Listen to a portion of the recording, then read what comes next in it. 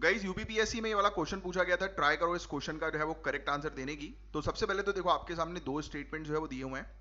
पहले तो ये फाइंड आउट करना है दोनों स्टेटमेंट सही है कि नहीं है, और अगर सही है तो ऊपर वाले स्टेटमेंट का करेक्ट कारण जो है वो नीचे वाला स्टेटमेंट है कि नहीं। तो चलो आओ आपको समझाते हैं पूरे इस क्वेश्चन को। तो इंडियन पॉलिटिकल सिस्टम में गाइस एक यूनिक ब्लेंड हम लोग को देखने को मिलता है, यानी कि मिक्सचर। किस चीज का? कंटिन्यूटी का भी और चेंज का भी।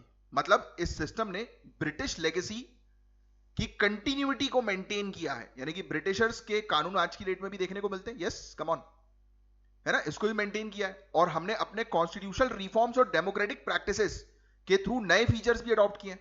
देखो एक तो हमने कुछ चीजें ब्रिटिशर से अडॉप्ट करी, कुछ चीजें अपनी खुद की बनाई, कुछ चीजें दूसरी और कंट्री से लिए। तो कहीं ना कहीं हमें देखने को मिलता है कि ये जो कॉलोनियल इंस्टीट्यूशंस हैं, जैसे पार्लियामेंट्री सिस्टम हुआ, सिविल सर्विसेज हुआ, जुडिशरी हुआ, ये सब हमने ब्रिटिश पीरियड से ही तो कंटिन्यू किए हैं ना। और हमने चेंज क्या किया? तो इंडिपेंडेंस के बाद इंडियन पॉलिटिकल सिस्टम ने डेमोक्रेसी यानी कि लोकतंत्र, सेक्युलरिज्म, यूनिवर्सल अडल्ट फ्रेंचाइज और वेलफेयर स्टेट जैसे नए प्रिंसिपल्स अडॉप्ट किए। इसलिए हम कहते हैं कि इंडियन सिस्टम में दोनों ट्रेडिशनल और मॉडर्न एलिमेंट्स दोनों का सिंथेसिस है, यानी कि मिक्सचर है।